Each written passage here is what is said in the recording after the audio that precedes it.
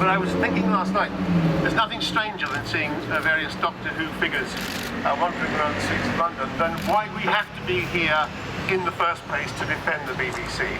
I tried to make a list of things the reasons why we should defend it, and you don't need to.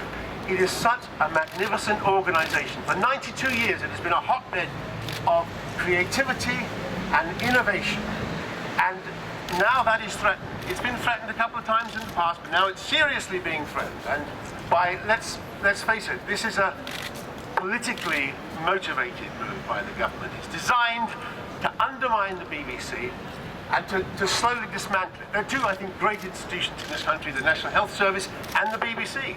In different ways, they are vitally important.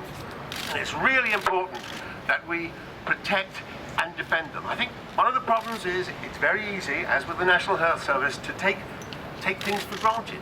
We're there. You know, the BBC is there every day. It pumps an amazing amount of entertainment into our homes for an extraordinary small cost. For example, I think we worked out, well, it's £2.85, I think, a week, the BBC cost, which is approximately the cost of a good cup of coffee from one of our finer tax-avoiding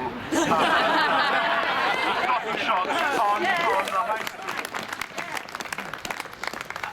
Conversely, I have to admit, I do own a Sky box, for which I pay £35 a month.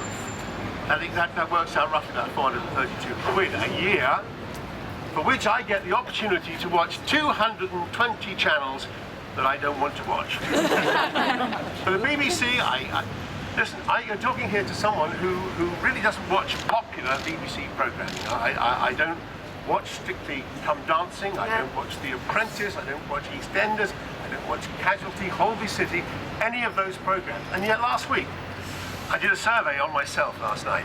Last week, I managed to watch 12 BBC programmes, just television programmes, that I really wanted to watch.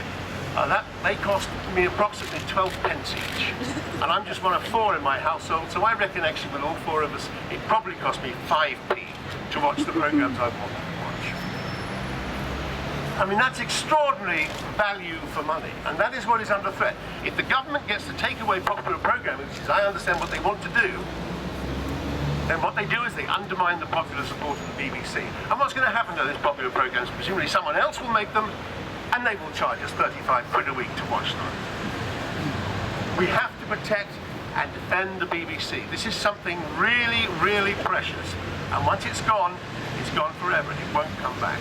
So please, let's support as much as we can. Thank you.